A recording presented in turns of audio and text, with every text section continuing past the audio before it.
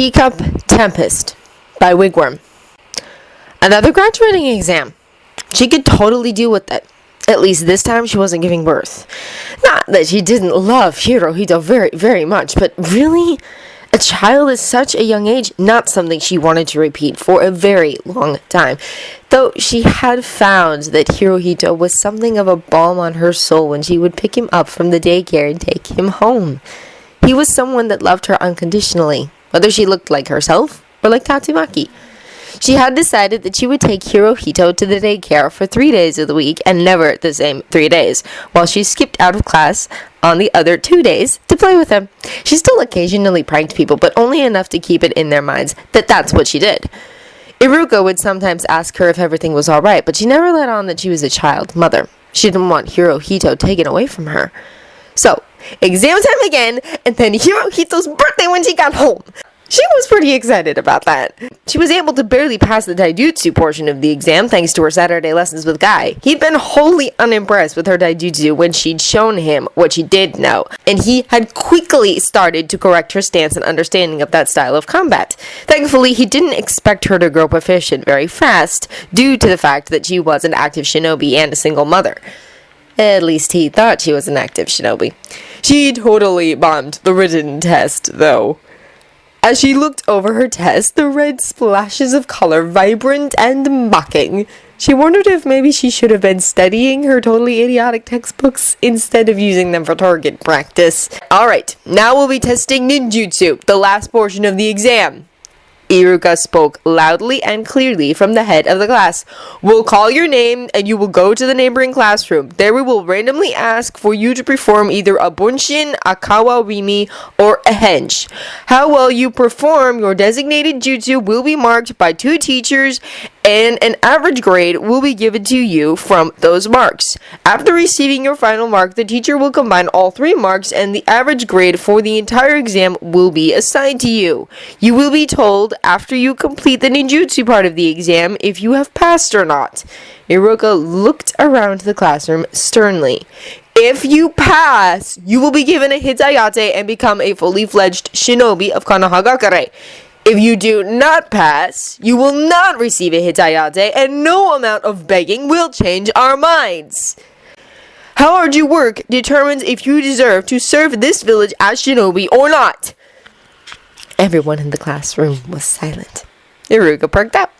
We will be calling you alphabetically, starting with the A class. When we have called everyone from all 4 classes, we will continue on to those who signed up to take an early graduation exam. Naruto exclaimed wordlessly, pounding on the desk she was borrowing for the duration of her early exam. What do you mean, Iruka-sensei? Why do I gotta go last? That was complete and utter baloney. She had to hang around the stupid classroom for hours, waiting for her name to get called when she was the only early participant. She had things to do today, like Hirohito's birthday. Shut up, Naruto, Iruka sighed, rubbing his forehead. We allowed you to sign up for the early exam again, even though you blew off last year's. You sit right there and don't you dare walk out. Iruka's face got really scary and he leaned forward, his eye twitching. If you leave that spot right there, I will hunt you down and drag you back. Naruto flinched back and then she shook off the feeling of being cornered. She had a whole room behind her. She wasn't cornered. Whatever, Iruka-sensei. She huffed loudly and slumped into her chair. So, she sat. And she waited. And waited some more. And spat spitballs at the 3 Hyugas in the class because they kept spouting off about their all-seeing eyes or whatever. The fact that they couldn't see the spitballs hanging from their long hair just made her laugh. It made a lot of the other kids laugh too, and thankfully the stuck-up idiots were called to the other classroom before they'd realized why everyone else was laughing at them. After the Hyugas had gotten called, it was the Unuzuka kids and then the Noras. There were other kids from civilian families or small shinobi families, but it was the clan children that all came back with a look on their face that said, of course I passed. I'm so-and-so clan. It was like they were guaranteed passage into the shinobi world by way of their family. When the final Yamanaka and the one last civilian kid had been tested, Iruka looked at Naruto. Your turn, Naruto-kun. Naruto heaved a loud sigh, unable to hold it back. Thank the gods! I've been here for hours! It would do you well to learn a little patience, Iruka commented lightly as he led Naruto across the hall. He sat behind the desk with another teacher. Naruto recognized her as Hitomi-sensei, who had taken the assistant teacher's position when Mizuki had been found dead and mutilated in an alley, mysteriously murdered nearly 2 years ago.